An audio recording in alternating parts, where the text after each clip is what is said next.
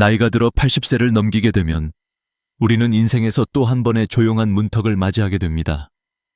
이 시기는 과거처럼 몸이 움직여주지 않는 것을 느끼기 시작하고 마음 역시 쉽게 지치거나 외로움을 느끼기 쉬워집니다.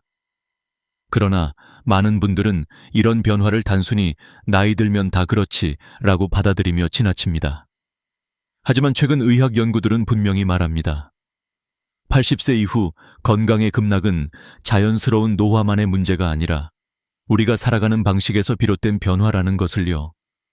다시 말해, 지금부터 어떻게 살아가느냐에 따라 앞으로의 10년, 20년이 달라질 수 있다는 뜻입니다. 통계에 따르면 평균 수명은 83세지만 실제로 스스로 걷고 먹고 씻고 생활을 유지할 수 있는 건강 수명은 73세 전후라고 합니다. 즉, 많은 사람들이 인생의 마지막 10년 이상을 불편과 의존 속에서 보내고 있다는 것입니다. 그런데 더 충격적인 사실은 이 건강 수명과 실제 수명 사이의 간격을 줄일 수 있는 방법이 존재한다는 점입니다. 나이가 많다고 해서 이미 늦은 것이 아니라 지금부터 몸과 마음을 다시 깨우는 시간이 시작될 수 있다는 의미입니다. 우리는 인생의 대부분을 누군가를 위해 살아왔습니다.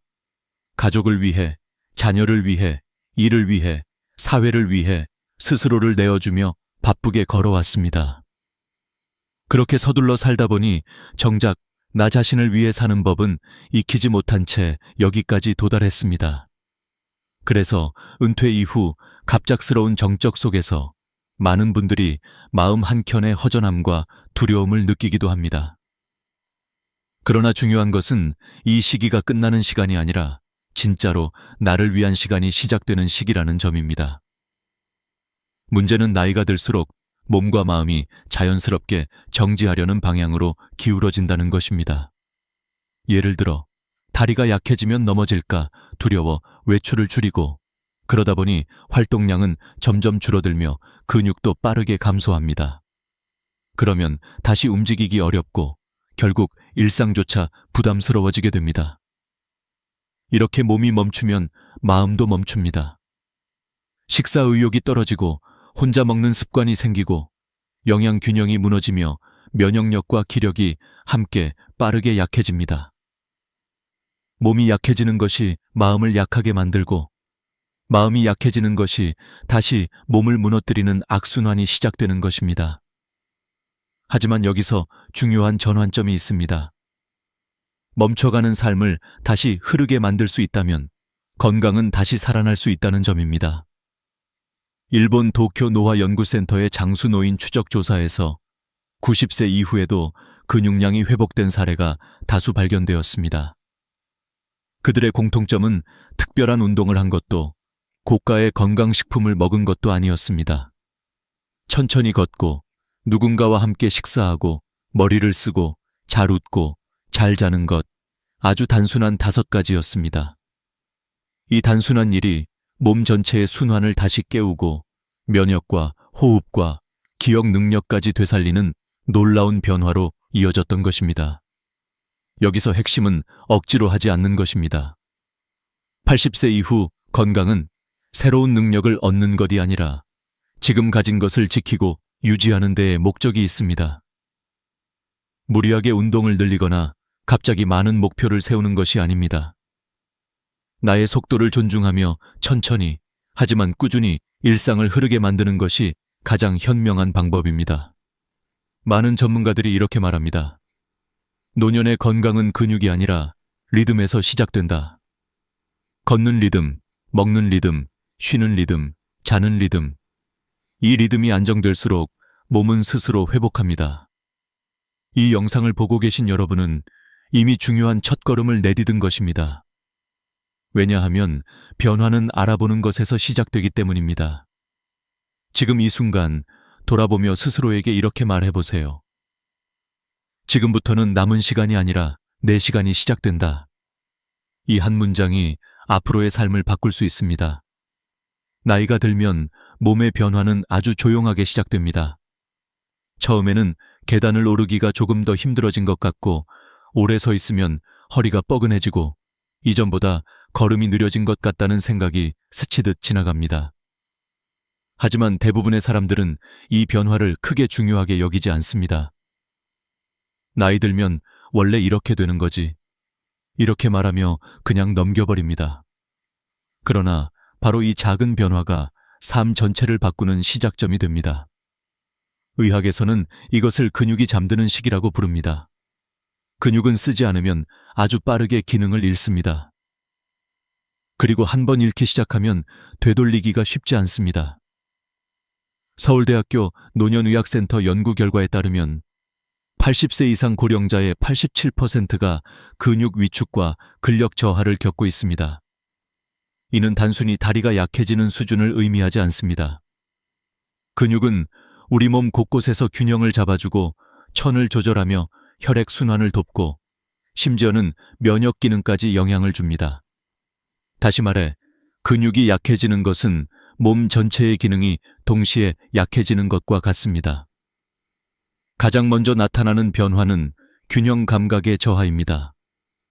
작은 걸림에도 쉽게 넘어지면 골절, 입원, 침대 생활로 이어지게 됩니다. 문제는 여기서 끝나지 않습니다.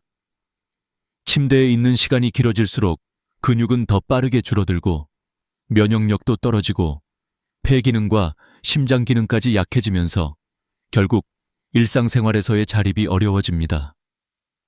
많은 분들이 한 번의 낙상으로 삶의 방향이 완전히 바뀌었다고 말하는 이유가 여기에 있습니다.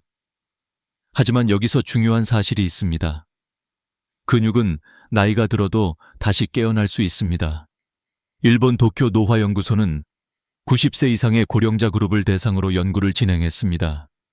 연구진은 아주 가벼운 걷기 운동과 앉아서 다리를 들어 올리는 간단한 근력 운동을 6개월 동안 실시했습니다. 그 결과 참가자들의 근육량은 평균 8% 증가했고 걷는 속도와 균형 능력도 눈에 띄게 향상되었습니다. 연구진은 이렇게 말했습니다. 근육은 죽지 않는다. 다만 잠들어 있을 뿐이다. 깨워주면 다시 움직이기 시작한다. 그러나 여기서 조심해야 할 점이 하나 있습니다. 무리하면 오히려 건강을 해칠 수 있다는 것입니다. 많은 분들은 건강을 되찾겠다는 마음으로 갑자기 과한 운동을 시작합니다. 빠르게 걷기, 계단 오르기, 근력기구 운동 등 익숙하지 않은 활동을 무리하게 시도합니다. 하지만 나이가 들어 몸의 회복 속도는 결코 예전과 같지 않습니다. 무리한 운동은 무릎 관절 손상, 허리 통증, 혈압 급상승 등 예상치 못한 위험을 초래할 수 있습니다. 그렇다면 나이에 맞는 가장 안전하고 효과적인 방법은 무엇일까요? 첫째, 천천히 걷는 것부터 시작하는 것입니다. 걸음 속도는 빠를 필요가 없습니다. 발바닥이 바닥을 느끼는 정도의 속도, 하루 10분에서 시작해 20분, 30분으로 늘려가는 것이 좋습니다.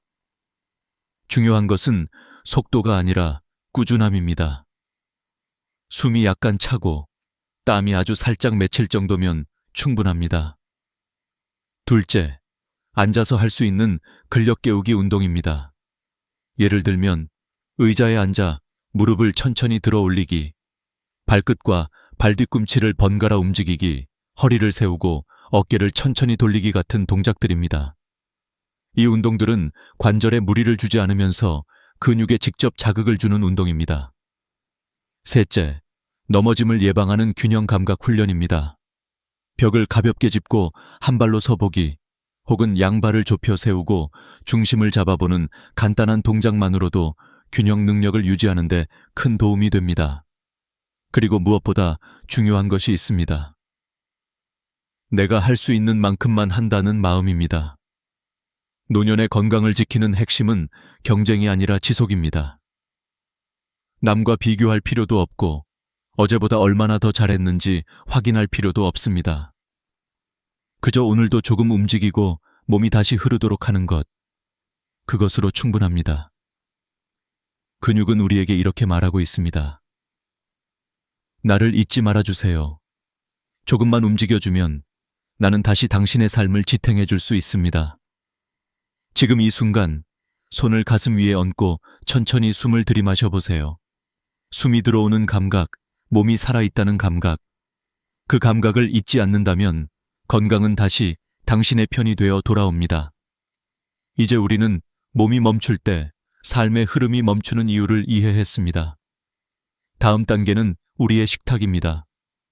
몸은 먹는 것에서 만들어지고 먹는 방식은 마음의 상태를 반영합니다. 그리고 여기에는 생각보다 더 깊은 진실이 숨어 있습니다. 우리가 매일 먹는 밥 한 끼는 단순히 배를 채우는 일이 아닙니다. 그것은 몸을 유지시키는 연료이자 마음을 지탱하는 힘이고 삶의 리듬을 만들어주는 중요한 순간입니다. 그런데 나이가 들수록 많은 분들이 이 식사의 의미를 잊게 됩니다. 특히 혼자 식사하는 시간이 길어질수록 식사는 점점 형식적인 일이 되어버립니다. 그냥 밥이랑 김치만 먹으면 되지. 입맛이 없어서 대충 먹었어. 이런 말들이 습관처럼 나오기 시작하면 그 순간부터 몸의 건강은 조용히, 그러나 빠르게 무너져 내립니다. 실제로 국내 노년 영양 연구에 따르면 80세 이상 노인의 73%가 영양 불균형 상태에 있다고 합니다. 더 놀라운 것은 이들 대부분이 하루 3끼를 규칙적으로 먹고 있다는 점입니다. 즉, 먹는 양이 문제가 아니라 누구와 어떤 마음으로 어떤 방식으로 먹느냐가 건강을 결정하고 있는 것입니다. 혼자 먹는 식사는 겉보기에는 아무 문제 없어 보입니다. 식탁 하나, 그릇 하나, 반찬 몇 가지. 조용하고 단순하고 번거롭지 않습니다. 하지만 이 조용함이 바로 마음을 서서히 닫아버리는 힘을 가지고 있습니다. 혼자 먹으면 말이 줄고, 말이 줄면 생각이 깊어지고, 생각이 깊어지면 마음은 외롭고 무거워지기 쉽습니다. 그리고 이 외로움이 식욕을 줄이고, 식욕이 줄면 단백질, 미네랄, 비타민 등 필요한 영양을 충분히 섭취하지 못하게 됩니다. 그렇게 몸은 기력을 잃고 면역력이 낮아지고 근육은 더 빠르게 줄어들게 됩니다. 여기에는 뇌의 변화도 관련되어 있습니다. 함께 식사하는 동안 대화를 나누면 뇌에서는 세로토닌, 도파민 같은 행복 호르몬이 분비됩니다. 그런데 혼자 먹는 시간에는 이 호르몬의 분비가 크게 줄어듭니다. 이는 우울증 가능성을 높이고 뇌 기능 저하 속도를 가속화합니다. 실제 연구에서도 혼자 식사하는 노인은 함께 식사하는 노인보다 우울증 발생률이 2.7배 높다고 밝혀졌습니다. 또한 뇌로 가는 혈류량도 감소하여 치매 위험이 커지는 것으로 나타났습니다. 여기서 우리는 한 가지 중요한 사실을 알 수 있습니다. 식사는 음식이 아니라 연결입니다. 음식이 몸을 채운다면 연결은 마음을 채웁니다. 마음이 채워질 때 몸도 회복됩니다. 여기서 한 가지 예를 들어보겠습니다. 어느 어르신께서는 남편을 먼저 보내고 난 뒤 매일 혼자 식사를 하게 되었습니다. 처음에는 괜찮다, 익숙해진다고 생각했습니다. 하지만 몇 달 지나지 않아 얼굴이 눈에 띄게 야위고 기력이 떨어지고 외출도 줄어들었습니다. 병원에 가보니 영양실조와 면역 저하 진단이 내려졌습니다. 의사는 말했습니다.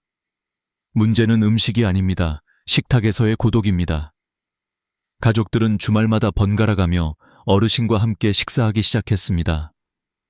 식탁에서 나누는 이야기, 웃음, 소소한 대화. 그 작은 시간이 쌓이자 어르신의 식욕은 서서히 돌아왔고 체력도 회복되었습니다. 그리고 3개월 뒤 다시 스스로 산책을 나가기 시작했습니다. 몸을 살린 것은 음식이 아니라 함께하는 시간이었습니다. 그렇다면 우리는 어떻게 이 식사 습관을 회복할 수 있을까요? 처음부터 거창할 필요는 없습니다. 중요한 건 한 번의 식탁을 함께 만드는 것입니다. 일주일에 한 번이라도 누군가와 밥을 먹는 약속을 만들어 보세요. 가족, 이웃, 친구, 복지관 모임, 교회 식사자리, 혹은 동네 경로당. 꼭 많은 사람이 아니어도 괜찮습니다. 심지어 한 사람만 있어도 충분합니다. 만약 함께 식사할 사람이 당장 떠오르지 않는다면 다음 방법을 시도해 보세요. 식탁 위에 작은 꽃을 놓습니다. 밥과 반찬을 천천히 예쁘게 담습니다. 숟가락을 드는 순간 마음속으로 이렇게 말합니다. 나는 나를 위해 이 시간을 차린다.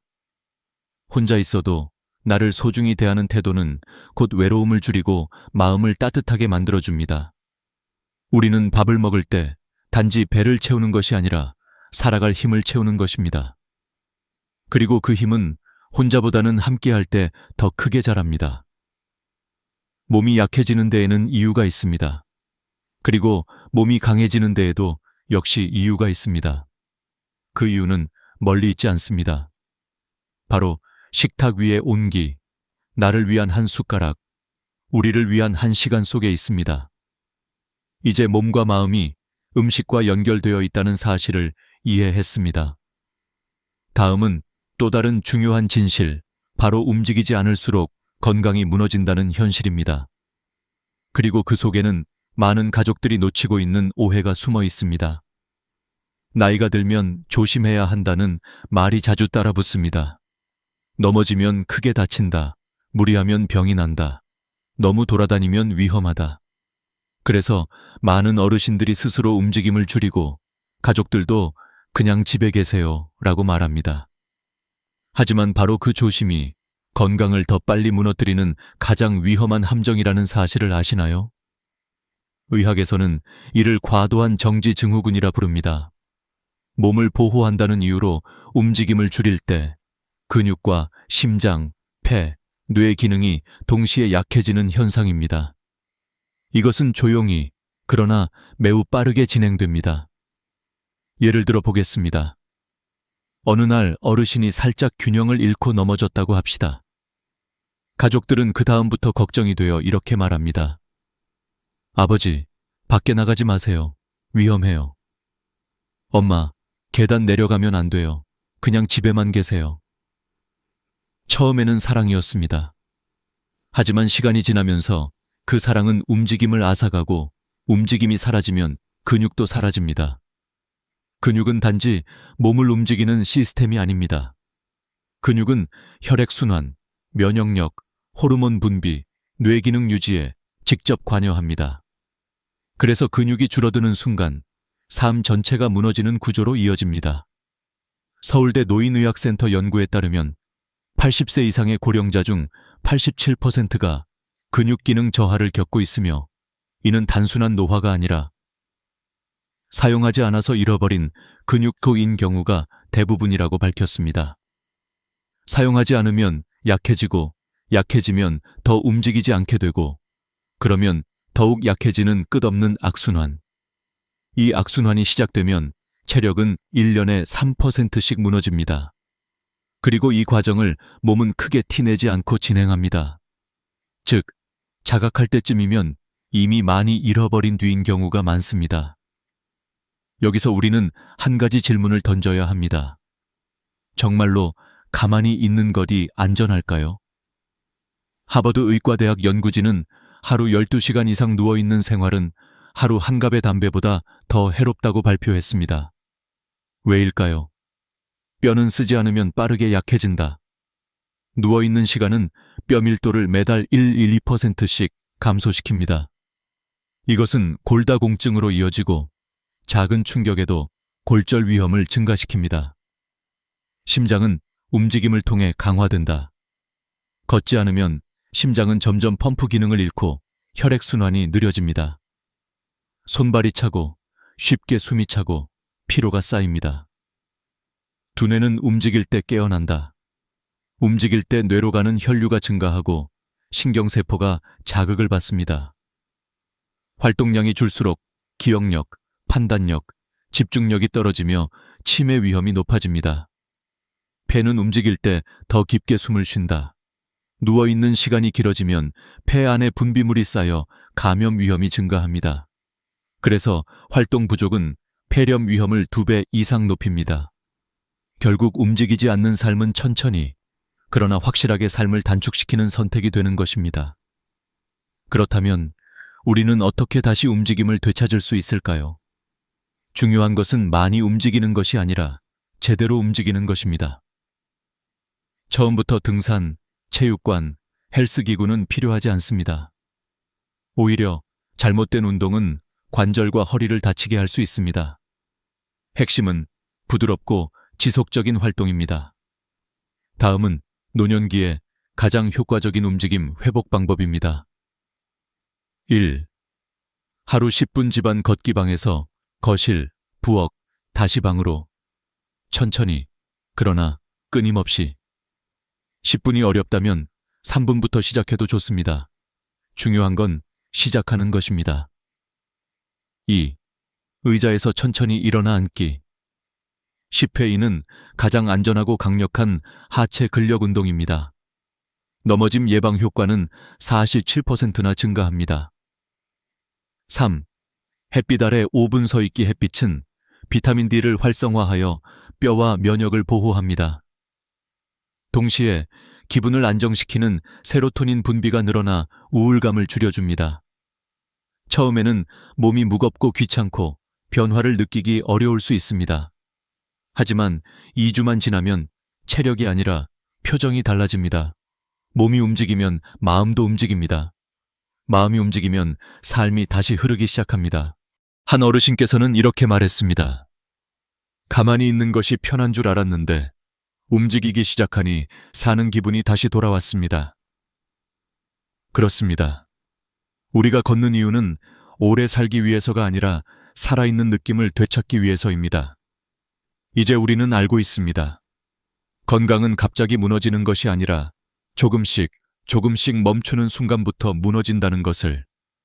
그리고 회복 또한 갑자기 오는 것이 아니라 조금씩 움직이기 시작하는 순간부터 다시 시작된다는 것을. 나이가 들수록 사람은 외로움과 마주하게 됩니다. 하지만 많은 분들은 외로움이 마음만 아프게 하는 감정적 문제라고 생각합니다. 그러나 의학은 말합니다. 외로움은 실제로 몸을 병들게 만드는 질병이라고. 특히 80세 이후에는 외로움이 식사 습관과 생활 방식에 직접적인 영향을 미쳐 건강을 빠르게 악화시키는 가장 큰 요소가 됩니다. 예를 하나 들어보겠습니다. 같은 도시, 같은 아파트 단지에 사는 2명의 할머니가 있었습니다. 한 분은 매일 혼자 식사했고, 한 분은 일주일에 3번 이웃들과 함께 밥을 먹었습니다. 6개월 뒤 2분의 몸에서 놀라운 차이가 나타났습니다. 혼자 식사하던 할머니는 체중이 4kg 줄었고 근육량도 감소했습니다. 하지만 함께 식사한 할머니는 건강 상태가 오히려 좋아졌으며 혈액 검사에서도 면역세포 수치가 높게 나타났습니다. 이 차이는 우연이 아닙니다. 서울 영양의학연구팀 조사에 따르면 혼자 식사하는 노인은 가족과 함께 식사하는 노인보다 단백질 섭취량이 42% 낮습니다. 왜일까요? 혼자 식사할 때는 그냥 김치에 밥만 말아 먹어도 되지. 반찬 여러 개 차리기 귀찮아. 이렇게 스스로 식사를 최소화하려는 경향이 생깁니다. 식사란 단순히 배를 채우는 행동이 아니라 몸과 마음이 회복되는 시간입니다. 함께 식사할 때는 대화가 생기고 표정이 부드러워지고 씹는 속도도 안정되고 소화 효소가 더 잘 분비됩니다. 즉, 누구와 먹느냐는 무엇을 먹느냐보다 더 중요할 때가 있습니다. 특히 단백질은 노년 건강의 핵심입니다. 단백질 부족은 근육 감소를 가속화시키고 면역 체계를 약화시키며 회복 속도를 떨어뜨립니다. 고령자에게 가장 위험한 질병인 폐렴, 낙상 후 뼈 회복 저하, 감염 악화. 이 모든 것의 뿌리에는 지속적인 단백질 결핍이 있습니다. 하지만 희망적인 사실이 있습니다. 식습관은 나이가 많아도 짧은 시간 내에 개선할 수 있습니다. 단 4주만 꾸준히 관리하면 체력과 기운이 눈에 띄게 달라지는 경우가 많습니다. 다음은 오중병 90세 어르신에게 가장 효과적이고 간단한 식사 루틴입니다. 하루 한 끼는 단백질 중심으로 구성하기. 예, 두부 반모 계란 2개 연어 또는 생선 조림, 닭가슴살 1조각 양보다 질입니다. 조금씩 여러 번, 가볍지만 영양이 높은 구성. 혼자 먹지 않으려고 노력하기, 가족이 멀리 있다면 다음도 가능합니다.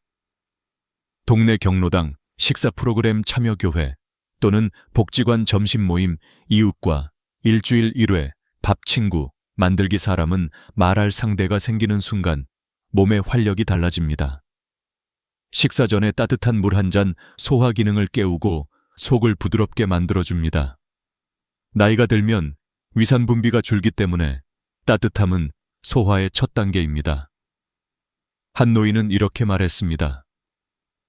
예전엔 밥이 맛없었는데 누군가랑 같이 먹으니 다시 밥 냄새가 살아났어. 밥 냄새가 돌아온다는 말. 이것이야말로 삶이 다시 깨어난다는 신호입니다. 외로움은 조용히 건강을 무너뜨립니다. 하지만 반대로 함께하는 시간은 조용히 몸을 다시 일으켰습니다. 여기서 우리는 중요한 사실을 깨닫게 됩니다. 건강은 운동으로만 만들어지는 것이 아닙니다. 건강은 함께 웃고 같이 먹고 서로의 목소리를 듣는 시간 속에서 자라납니다. 우리가 살아온 모든 시간 동안 사람과의 관계는 삶의 가장 큰 축이었습니다. 노년에도 그것은 변하지 않습니다. 오히려 더 깊어집니다. 사람은 나이가 들수록 소유가 아닌 연결을 필요로 합니다. 무언가를 더 갖는 것이 아니라 누군가와 함께 나누는 것이 삶을 더 오래, 더 따뜻하게 만들어줍니다. 그러니 기억하십시오. 혼자 먹는 밥은 몸을 약하게 만들지만 함께 먹는 밥은 생명을 길게 만듭니다. 우리가 100세까지 건강하게 사는 사람들을 떠올릴 때 우리는 대단한 비법이나 특별한 재능을 기대합니다. 하지만 놀랍게도 장수하는 사람들의 대부분은 크고 화려한 삶을 산 것이 아니라 일상을 단순하고 온화하게 살아낸 사람들이었습니다. 그리고 그 중심에는 한 가지 중요한 공통점이 있습니다. 바로 수면의 질입니다. 많은 분들이 이렇게 말합니다. 잠은 그냥 자면 되는 거 아닌가? 나이 들면 어차피 잠이 잘 안 와. 새벽에 눈이 떠지는 걸 어떻게 해? 하지만 의학은 분명하게 이야기합니다. 노년기의 수면은 단순한 휴식이 아니라 생명 유지 그 자체입니다. 하버드 의대 연구팀은 80세 이상 고령자 2,800명을 장기간 추적 조사했습니다. 결과는 매우 명확했습니다. 수면의 질이 좋은 사람은 수명이 평균 8.7년 더 길었습니다. 깊은 수면을 많이 한 사람은 치매 발병률이 67% 감소했습니다. 심장 건강 지표는 58% 더 안정적이었습니다. 여기서 중요한 것은 수면의 시간이 아니라 질입니다. 많은 분들이 8시간을 자는 것이 정답이라고 생각하지만 8시간을 자더라도 얕은 수면만 지속되면 몸은 회복되지 않습니다. 반대로 6시간만 자도 깊은 수면이 충분하면 몸은 훨씬 튼튼해집니다. 수면 중에는 뇌가 잠들지 않습니다. 오히려 깨어 있을 때보다 더 활발해지는 순간이 있습니다. 뇌는 기억을 정리합니다. 독소를 제거합니다. 신경세포를 다시 연결합니다. 손상된 조직을 재생합니다. 면역 시스템을 복구합니다.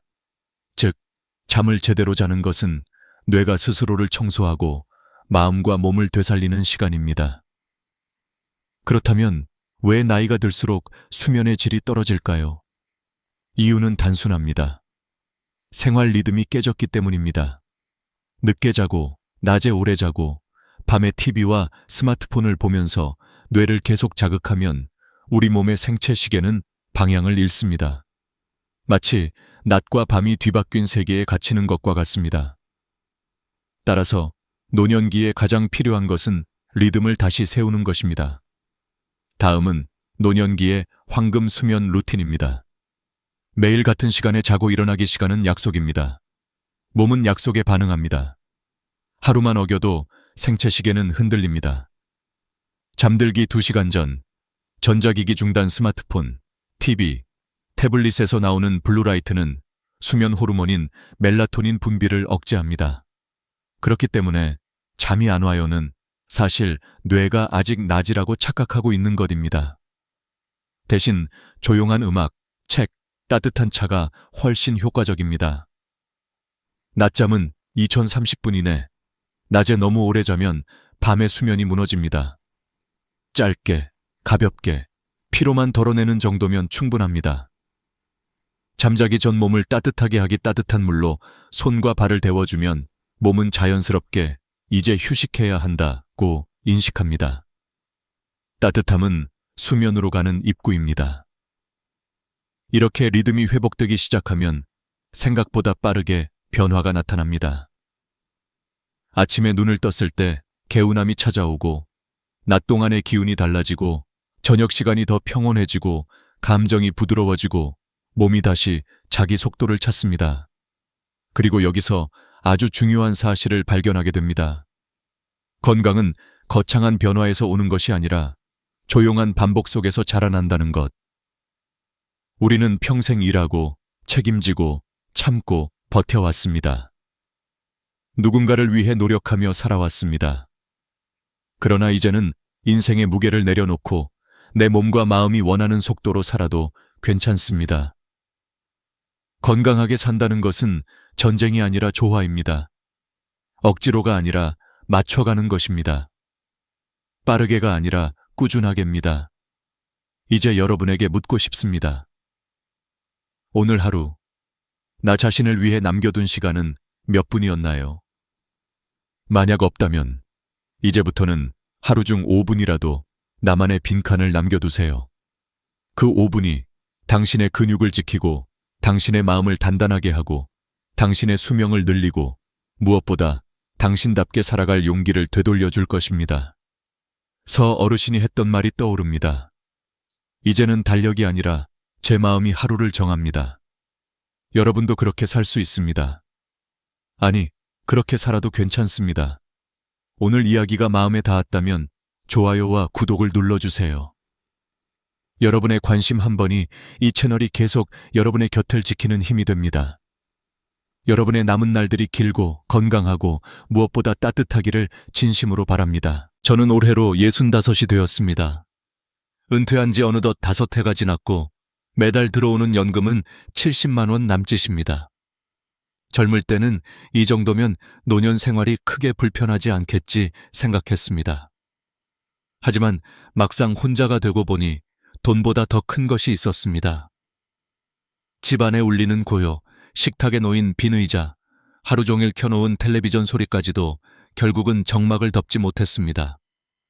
아내는 세상을 떠난 지 3년이 되었고 외동딸은 다른 도시에 시집가 바쁘게 살고 있습니다.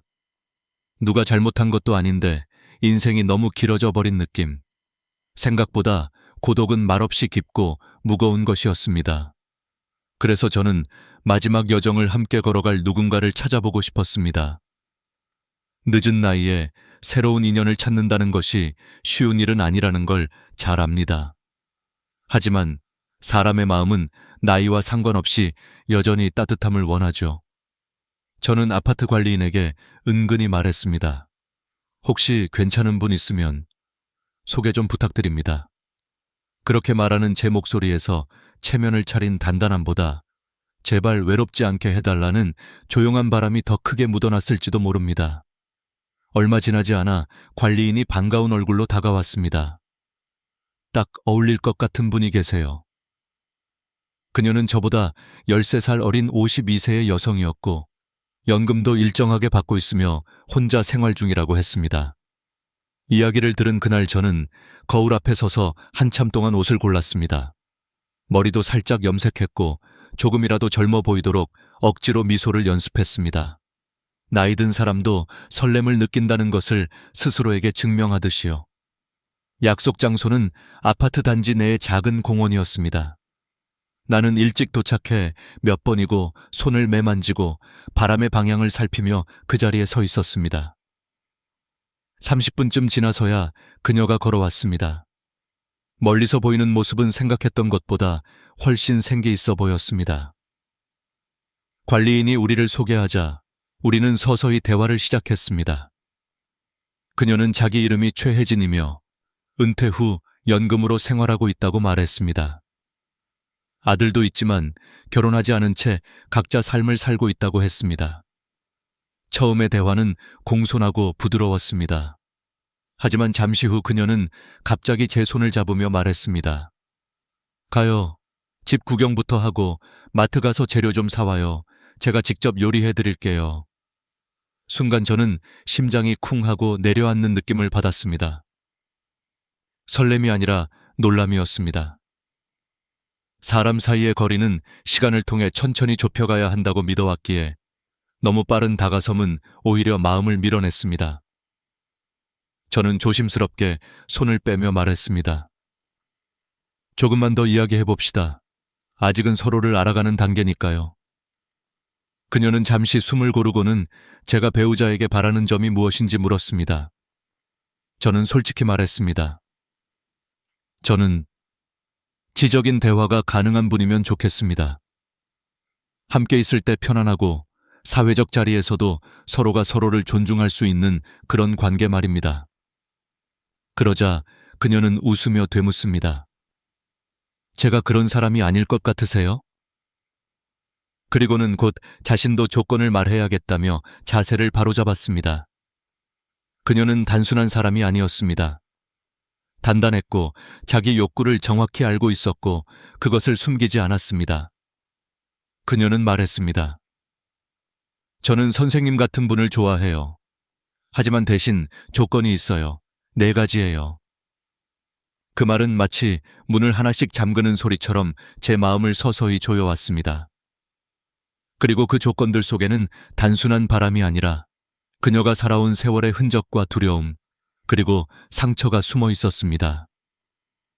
그녀의 눈빛은 담담했고 말투는 너무나 또렷했습니다. 그 순간 저는 깨달았습니다. 이 만남은 단순한 소개팅이 아니라 서로의 과거가 다시 부딪히는 자리였다는 것을. 사람은 나이가 들수록 단순해지는 것 같지만 사실은 그렇지 않습니다. 세월이 오래될수록 마음은 더 복잡해지고 상처는 더 깊어지고 그 속에서 안전을 확인하려는 마음은 더욱 절실해집니다. 그리고 그 다음에 그녀가 꺼낸 조건들은 내가 상상했던 동행과는 너무도 다른 방향을 향하고 있었습니다. 그녀는 다리를 꼬고 제 눈을 바라보며 천천히 첫 번째 조건을 말하기 시작했습니다. 우리가 서로 마음이 맞는다면 6개월 동안 동거를 해보고 싶어요. 하지만 그 전에 500만 원을 보증금으로 주셨으면 해요. 제가 불안하지 않도록요. 순간 저는 숨이 목안에 걸렸습니다. 그녀의 목소리는 차분했지만 그 속에는 단단한 벽이 서 있는 것처럼 들렸습니다.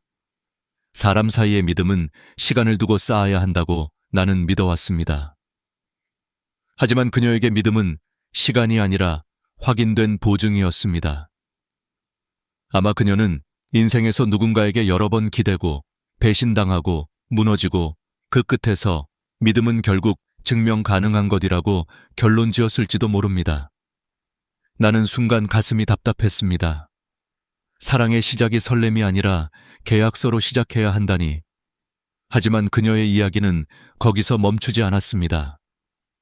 두 번째 조건은 여행이었습니다. 우리는 이제 황홍이에 들어섰잖아요. 남쪽으로 한 달 여행 가고 싶어요. 그리고 결혼 사진을 꼭 찍고 싶어요. 평생 하고 싶었던 일이거든요. 경비는 선생님이 부담해 주세요. 그녀는 말할 때 눈을 반짝이며 웃었지만 그 웃음 속에는 이상한 공허함이 보였습니다. 마치 오래된 사진 속에서 누구도 보지 않는 표정을 흉내내는 것처럼요. 인생 후반을 지나온 사람이라면 알 겁니다. 어떤 사람들은 웃고 있어도 마음 한편은 늘 춥다는 걸. 나는 그녀의 얼굴을 바라보며 생각했습니다. 이 사람은 행복을 바라는 게 아니라 잃어버린 시간을 되돌리고 싶어 하는 걸지도 모른다는 것을. 세 번째 조건에서 나는 말없이 손을 무릎 위에 올렸습니다. 결혼을 하게 되면 집안의 경제권은 제가 가질게요. 선생님은 매달 용돈을 받는 방식으로 살면 좋겠어요. 그녀는 정말 진지했습니다. 장난도 아니었고 시험도 아니었습니다. 그녀에게 이것은 안전의 방식이었습니다. 그러나 내 안에서는 조용히 무언가 부서지는 소리가 났습니다.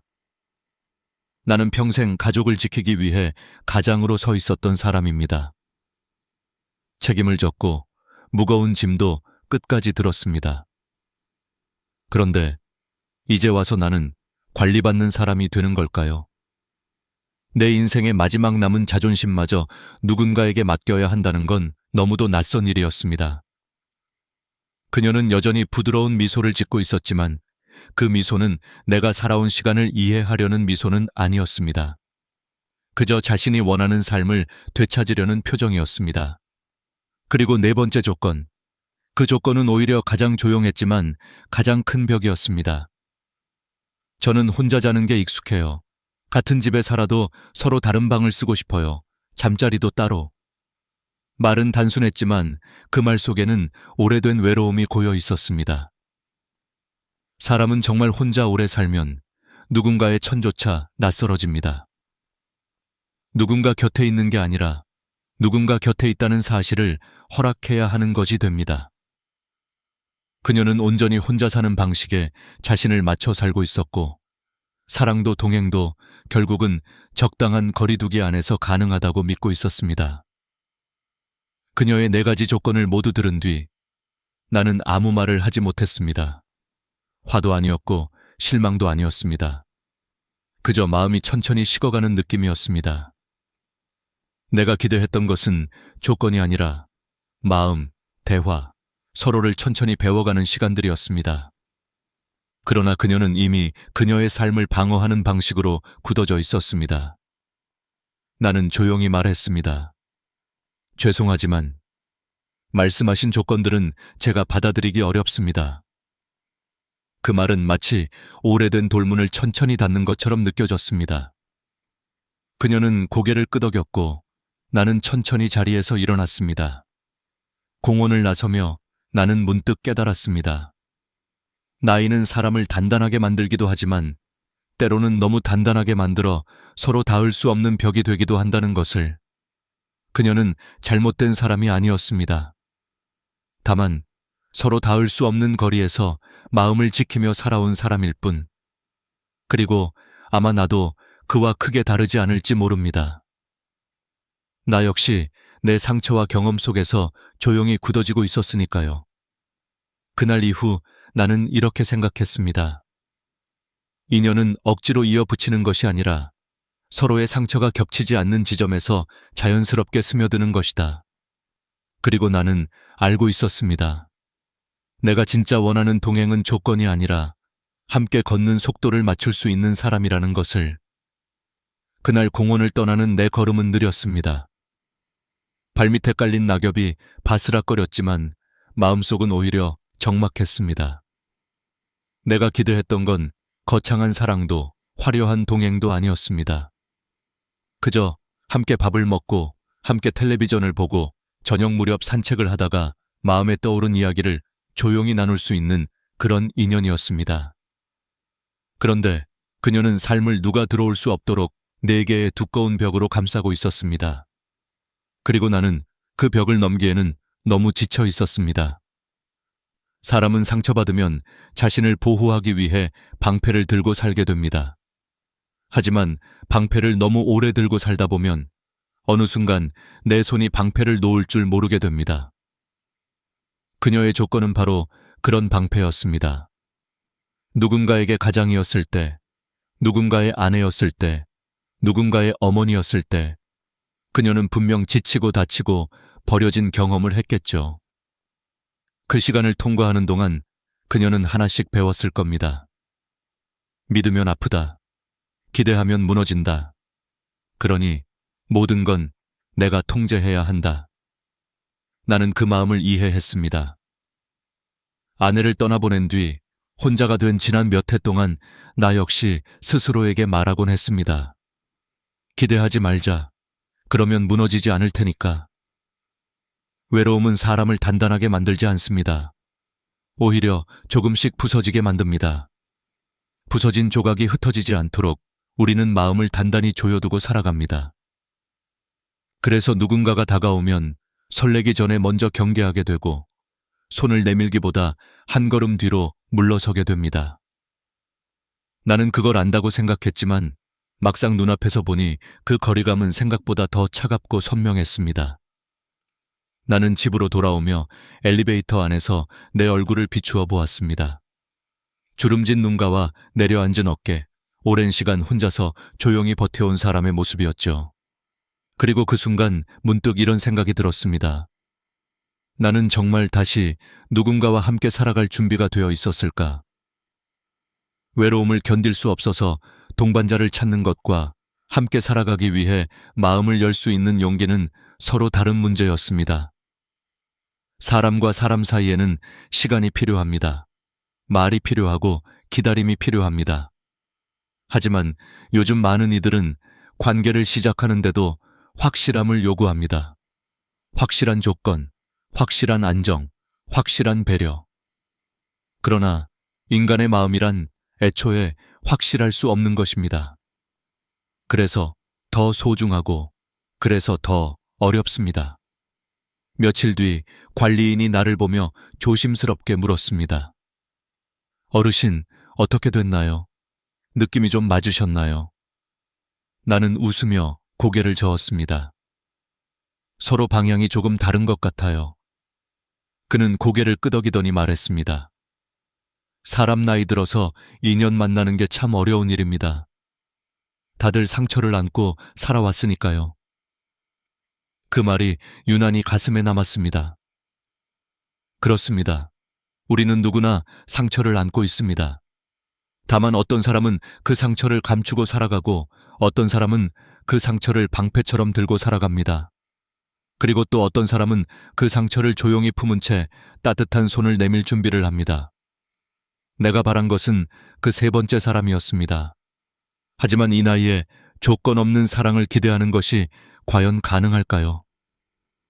사람은 나이를 먹으면 더 지혜로워지는 줄 알았는데 오히려 더 복잡해지고 더 조심스러워집니다.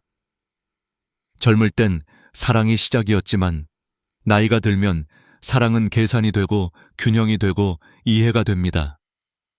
그러나 한편으로는 그만큼 진심이 더 귀해집니다. 억지로 맞추려 하지 않아도 되고 상대를 바꾸려 하지 않아도 됩니다. 그저 서로의 속도를 맞추며 함께 걷는 사람, 그것만으로 충분합니다. 나는 다시 생각합니다.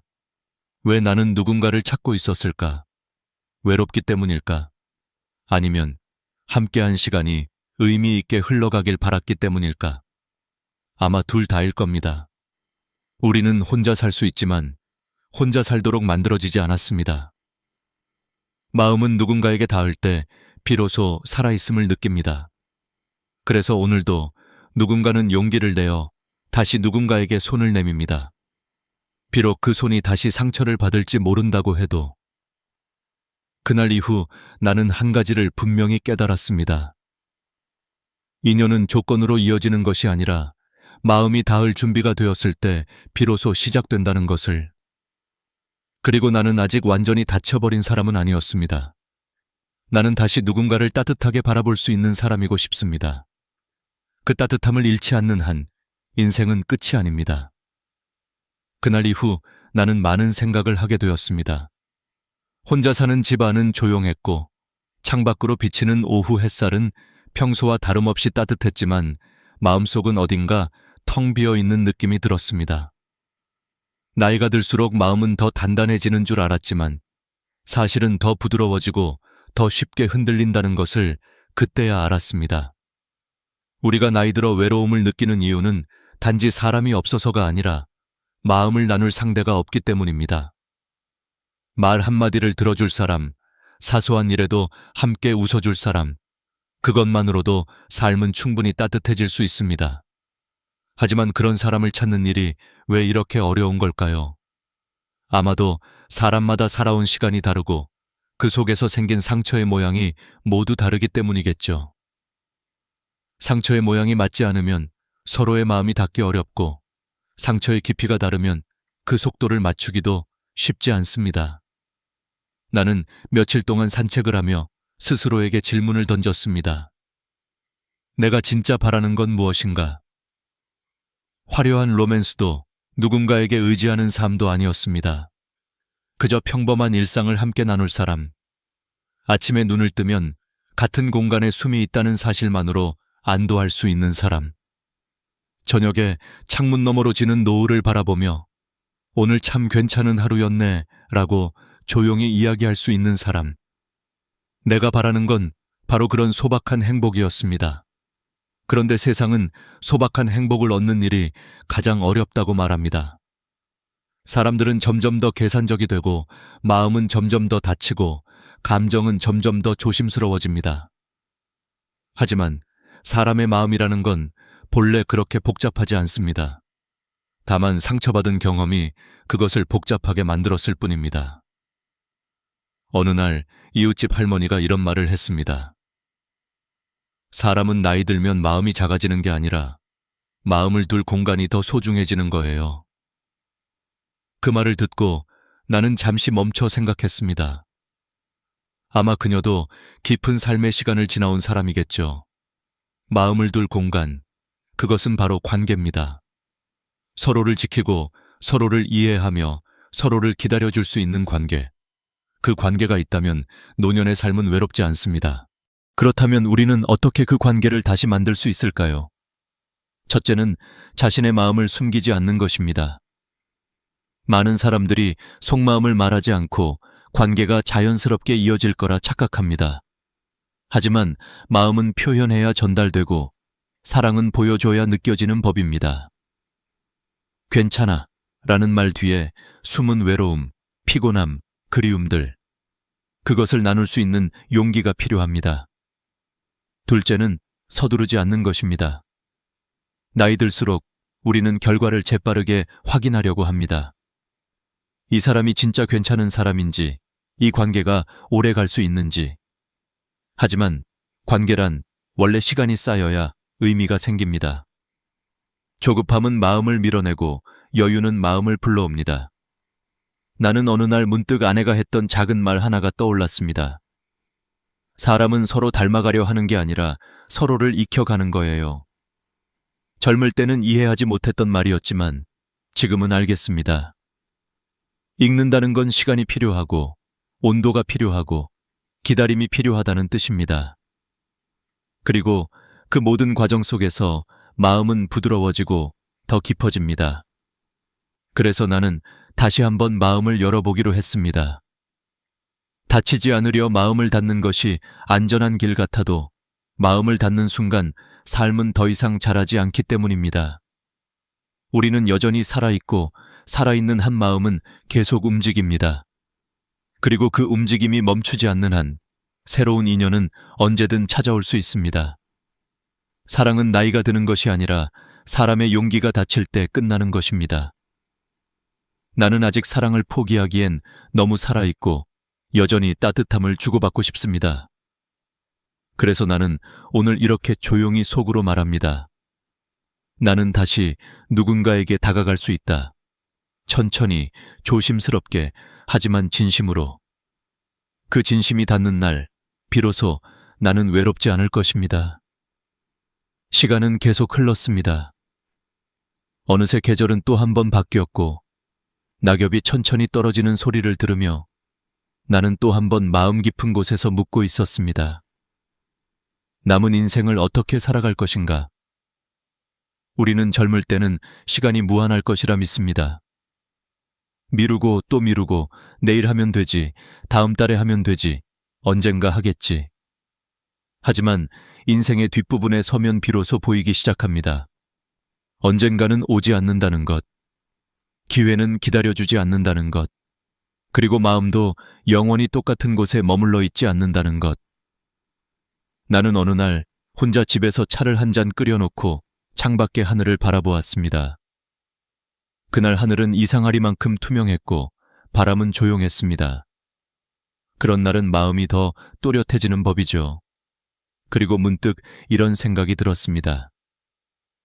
지금의 나는 누구를 위해 살고 있는가? 예전에 나는 가족을 위해 살았습니다. 부모님을 위해, 아내를 위해, 자식들을 위해. 나를 위해 산 적은 단 한 번도 없었습니다. 그것이 잘못된 선택이라고는 말할 수 없지만 그렇다고 그것만이 정답이라고도 할 수 없습니다.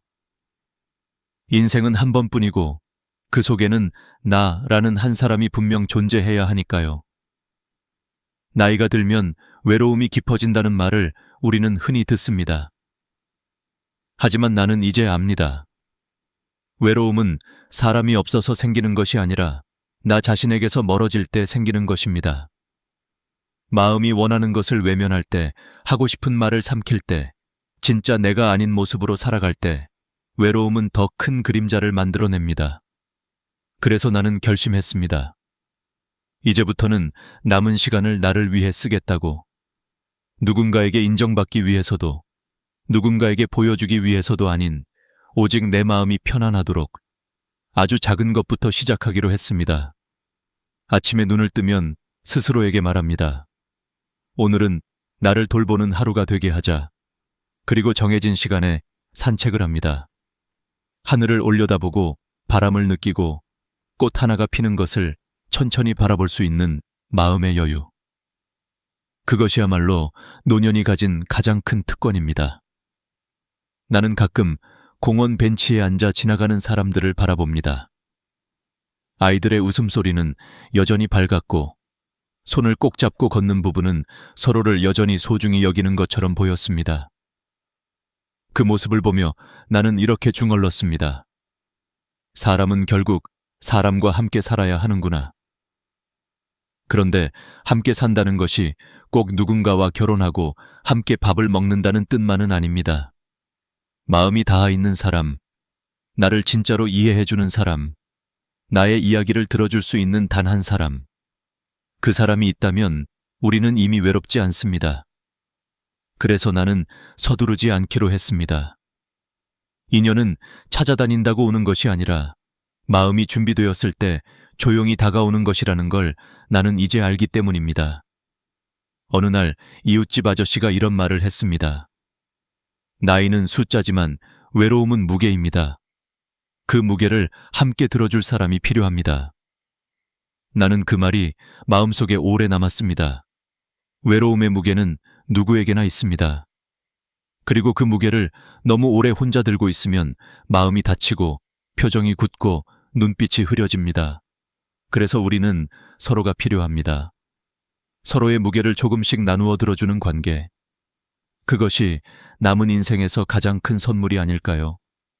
나는 더 이상 완벽한 사람을 찾지 않습니다. 완벽한 사랑도 기대하지 않습니다. 다만 마음을 다치지 않게 하는 관계, 서로에게 조용히 기대어 앉아 있을 수 있는 관계, 말이 없어도 편안한 침묵을 공유할 수 있는 관계. 그런 사람이 있다면 그건 기적 같은 인연입니다. 그리고 그 인연은 나이가 많다고 해서 불가능한 것이 아닙니다. 오히려 나이가 들었기에 더 깊고 진한 의미를 갖습니다. 경험은 마음을 넓게 만들고 상처는 이해를 깊게 만들기 때문입니다. 그래서 나는 오늘도 이렇게 조용히 다짐합니다. 서두르지 않되 멈추지 않겠다. 마음을 닫지 않되 쉽게 흔들리지 않겠다. 그리고 무엇보다 나를 잃지 않겠다. 남은 인생은 길지 않을 수 있습니다. 하지만 그 길 위에서 나는 여전히 사랑할 수 있고 여전히 따뜻해질 수 있으며 여전히 새로운 시작을 만들 수 있습니다.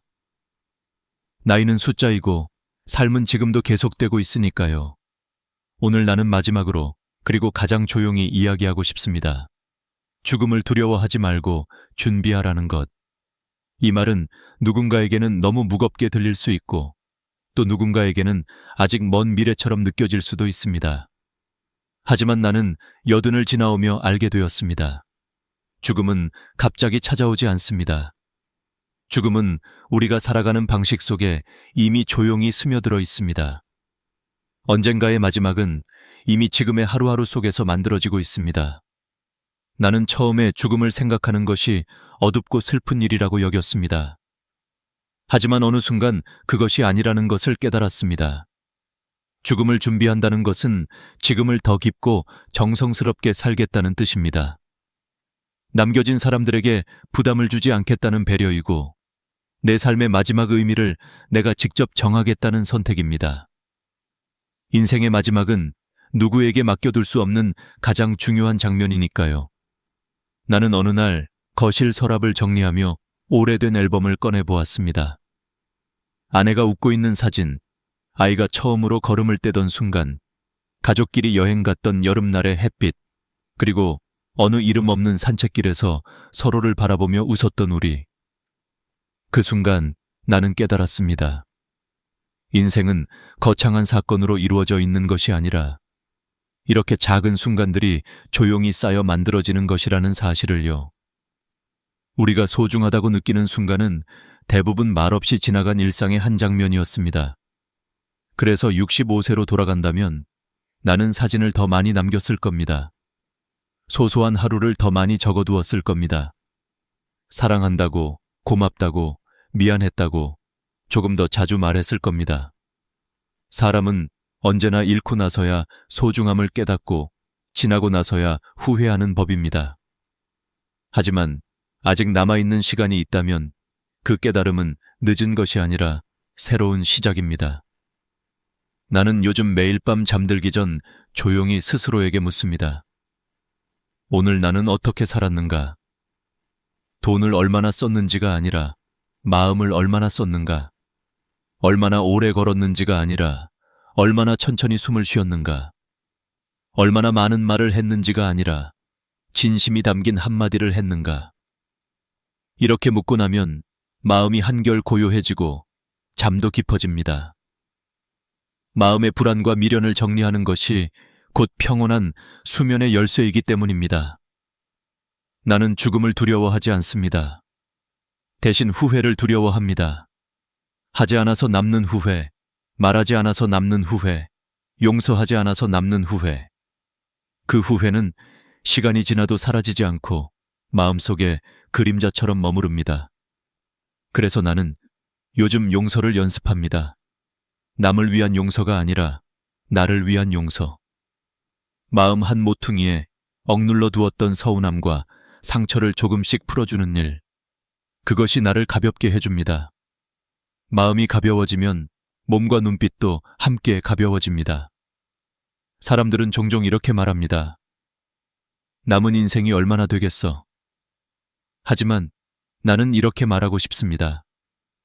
남은 인생이 얼마 남지 않았기 때문에 더 소중하다고. 길지 않아서 아름다운 것이고 끝이 있기 때문에 빛나는 것이 인생입니다. 해가 지기 직전의 노을이 가장 아름답듯이 인생의 내리막길에서 비로소 우리는 있는 그대로의 삶을 바라볼 수 있습니다. 나는 이 말을 당신에게 진심으로 전하고 싶습니다. 지금이 두 번째 인생의 시작입니다. 나이는 줄어들지 않지만 마음은 다시 태어날 수 있습니다. 관계는 다시 이어질 수 있고 건강은 조금씩 회복될 수 있으며 잃어버린 꿈도 다른 형태로 되살릴 수 있습니다. 중요한 것은 서두르지 않으면서도 멈추지 않는 것입니다. 하루에 단 10분이라도 자신을 위해 쓰는 것, 그 작은 선택이 당신의 남은 삶을 완전히 바꿀 수 있습니다. 이 이야기를 듣고 있는 당신, 지금 혼자가 아니고 실패한 것도 아니며 늦은 것도 아닙니다. 지금이 바로 당신의 삶이 다시 시작되는 순간입니다. 고개를 들어 하늘을 보세요. 아직도 충분히 아름답습니다. 당신은 여전히 살아있고 살아있다는 건 다시 사랑할 수 있다는 뜻입니다. 감사합니다. 함께 해주셔서 진심으로 고맙습니다. 당신과 당신의 가족 모두에게 평온과 건강, 따뜻한 인연이 함께하길 진심으로 기원합니다. 외로움이라는 것은 조용히 스며드는 안개와도 같습니다. 소리도 없고 갑작스럽지도 않지만 어느 순간 우리의 어깨를 감싸고 마음 깊숙한 곳까지 스며들어 버립니다. 강동현 씨가 바로 그런 외로움 속에서 살고 있었습니다. 올해 65, 은퇴한 지 5해. 아내는 3년 전 병으로 세상을 떠났고 외동딸은 다른 도시에서 각자의 삶을 살고 있습니다. 한때는 집 안 곳곳에 가족의 웃음소리가 가득했지만 이제는 냉장고가 돌아가는 소리와 벽시계의 초침 소리가 그의 유일한 벗이 되어버렸습니다. 아침 햇살이 따뜻하게 창문을 비춰도 저녁 바람이 서늘하게 불어와도 그의 하루는 크게 달라지지 않았습니다. 아침에 눈을 뜨고 간단히 빵을 먹고 근처 공원을 산책한 뒤 집으로 돌아와 TV를 켜놓은 채 소파에 앉아 시간을 보내는 일상.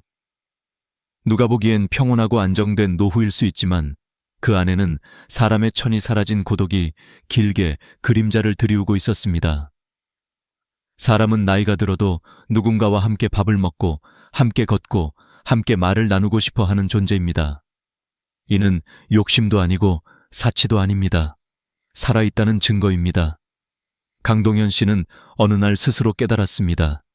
나는 더 이상 혼자 살고 싶은 사람이 아니구나. 아내를 떠나보낼 때는 그저 시간이 지나면 괜찮아질 거라 생각했습니다. 그러나 외로움은 시간이 지나며 옅어지는 종류의 감정이 아니었습니다. 오히려 시간이 흐를수록 빈자리의 무게는 더 선명해졌고 말 한마디 나누고 싶은 사람이 없다는 사실은 그의 마음을 서서히 닳게 만들었습니다. 그래서 그는 용기를 냈습니다. 다시 한번 인연을 찾아보기로 말입니다. 누군가에게 자신의 삶을 맡기거나 의존하려는 것이 아니라 서로 기대고 의지하며 마지막 여정을 함께 걸어갈 수 있는 사람을 찾고 싶었습니다. 나이 든 사람의 사랑은 젊은 시절의 사랑과 다릅니다. 설렘보다 배려가 앞서고 열정보다 안정이 중요하며 겉모습보다는 마음의 깊이가 더 소중해집니다. 그에게 필요한 것도 그런 사랑이었습니다. 화려하지 않아도 좋고 드라마처럼 뜨겁지 않아도 괜찮았습니다. 그저 같은 식탁에서 따뜻한 국을 나누고 같은 길을 천천히 걸어가며 하루의 끝에 오늘도 수고했어요 라고 말해줄 사람이면 충분했습니다. 그래서 그는 아파트 관리인에게 조심스럽게 요청했습니다. 혹시 내 나이 또래이거나 적당히 마음이 따뜻한 분을 알고 계시다면 소개해 주실 수 있을까요? 누구에게 이런 부탁을 한다는 것은 쉬운 일이 아닙니다.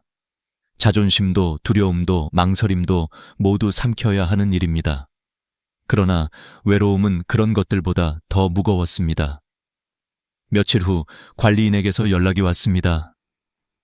동현 어르신, 괜찮은 분이 한 분 계십니다. 나이는 조금 차이가 나지만 성격이 좋고 성실한 분이라고 하시네요. 그 말은 오랜 시간 닫혀있던 그의 마음에 작은 등불처럼 들어왔습니다. 그는 그날 머리를 정돈하고 낡았던 셔츠 대신 단정한 재킷을 꺼내 입었습니다. 젊어 보이고 싶은 마음 때문만은 아니었습니다. 그저 진심을 담고 싶었던 것입니다. 약속 장소는 아파트 단지 안의 작은 공원이었습니다. 벤치 옆에는 늦겨울의 바람이 살짝 불어오고 아이들이 멀리서 뛰노는 소리가 들렸습니다. 그 소리는 오래전 자신의 딸이 어릴 때 놀던 모습과 겹쳐 보였습니다. 그는 천천히 숨을 고르며 그 자리를 지켰습니다. 하지만 기다림은 생각보다 길었습니다. 10분, 20분, 그리고 30분. 그 시간 동안 그의 가슴 속에서는 설렘과 불안이 얇은 선 위를 오갔습니다. 혹시 마음이 바뀐 건 아닐까? 내가 너무 기대한 걸까? 그러던 순간 멀리서 한 여성이 걸어오고 있었습니다. 생각보다 젊어 보였고 걸음걸이에는 확신이 느껴졌습니다. 그녀가 다가오는 동안 그의 가슴은 오랜만에 천천히 두근거리기 시작했습니다. 이 만남이 어떤 의미를 남길지, 이 길 끝에 무엇이 기다리고 있을지는 알 수 없었습니다. 그러나 한 가지는 분명했습니다. 그는 그 순간 혼자가 아니었습니다. 그리고 그것만으로도 그의 하루는 달라지고 있었습니다. 설렘은 생각보다 조용하게 다가옵니다. 강동현 씨는 공원 벤치에 앉아 그녀가 걸어오던 순간을 또렷하게 기억했습니다. 최혜진 씨. 그녀는 단정하면서도 당당한 사람이었고 자신을 소개하는 목소리에는 오랜 세월을 홀로 이겨낸 사람만이 가진 단단함이 묻어 있었습니다. 그녀와 마주 앉아 대화를 시작했을 때 강동현 씨의 마음에는 오랜만에 따뜻한 기운이 번졌습니다. 누군가와 눈을 맞추고 이야기를 나누고 함께 웃는 시간은 그에게 정말 오랜만에 찾아온 선물 같은 순간이었습니다. 서로의 취미, 생활 습관, 건강 상태와 연금 이야기까지 자연스럽게 오갔습니다. 그녀는 10년 전에 이혼했고 혼자 지낸 시간이 길다고 말했습니다. 그래서인지 그녀의 말투에는 세상에 휘둘리지 않는 독립적인 정서가 깃들어 있었습니다. 강동현 씨는 그 점이 다시 마음을 끄는 요소였고 동시에 약간의 두려움이 되기도 했습니다. 누군가는 외로움 속에서 누군가를 원하지만 또 다른 누군가는 그 외로움 속에서 살아가는 법을 배워버립니다. 그 차이는 관계의 온도를 결정짓는 중요한 요소입니다. 그러던 중 그녀가 갑자기 그의 손을 살며시 잡았습니다. 너무 자연스러워 오히려 강동현 씨는 순간적으로 숨이 막힐 정도로 당황했습니다. 그녀는 밝은 미소를 짓고 말했습니다. 가요. 집 먼저 가보죠. 제가 직접 요리해 드릴게요. 사람은 밥상을 보면 그 사람 마음이 보이는 법이에요. 그 말은 로맨틱할 수도 있었지만 동시에 너무 빠르고 너무 직접적이었습니다. 강동현 씨는 서둘러 손을 빼며 조심스럽게 말했습니다. 우선 여기서 천천히 더 이야기하고 서로 알아가는 게 좋지 않을까요? 그녀는 잠시 멈칫했지만 곧 다시 미소를 지으며 고개를 끄덕였습니다. 그렇죠. 제가 조금 급했네요. 대신 조건부터 이야기해볼까요? 조건. 이 단어가 등장하는 순간 분위기는 미묘하게 바뀌었습니다. 강동현 씨는 순간적으로 마음이 조금 경직되는 것을 느꼈습니다. 사랑과 관계는 자연스럽게 쌓이는 것이라고 믿었기에 조건이라는 단어는 어딘가 거래를 떠올리게 했습니다. 하지만 그는 예의를 잃지 않기 위해 고개를 끄덕였습니다. 먼저 자신의 기준을 솔직하게 말했습니다. 저는 지적인 사람을 좋아합니다. 서로 대화가 통하고 서로를 존중할 수 있는 관계요. 나이가 좀 차이 나도 괜찮지만 마음이 함께 나이를 먹을 수 있어야 하지 않을까요? 그러자 그녀는 한참 동안 웃음을 터뜨렸습니다. 그것은 조롱도 비웃음도 아닌 약간은 쓸쓸함이 섞인 웃음이었습니다. 그 말 참 오래된 시대의 귀한 말 같네요. 그녀는 다리를 꼬고 자세를 편 뒤 진지한 표정으로 그를 바라보았습니다. 좋아요. 그럼 이번엔 제가 말해볼게요. 제가 원하는 조건들. 그녀는 숨을 고르고 한 가지씩 또렷하게 흔들림 없이 말했다. 첫 번째, 6개월 동거, 그리고 동거 전에 500만 원의 보증금. 그녀는 이렇게 말했다. 진심이라는 건 책임을 동반하는 법입니다. 저는 또 실패하고 싶지 않아요. 서로 마음이 맞으면 좋고 맞지 않으면 최소한의 정리 비용이 필요하죠. 두 번째, 한 달 여행과 결혼 사진 촬영. 우리도 인생에서 한 번쯤은 예쁜 순간을 남겨야 하지 않겠어요? 그게 평생 소원이었어요. 대신 제가 잘 챙겨드릴게요. 세 번째, 연금 카드 관리.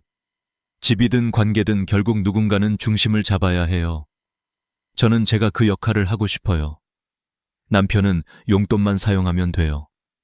너무 간섭받지 않고 편하잖아요? 네 번째, 각방 사용.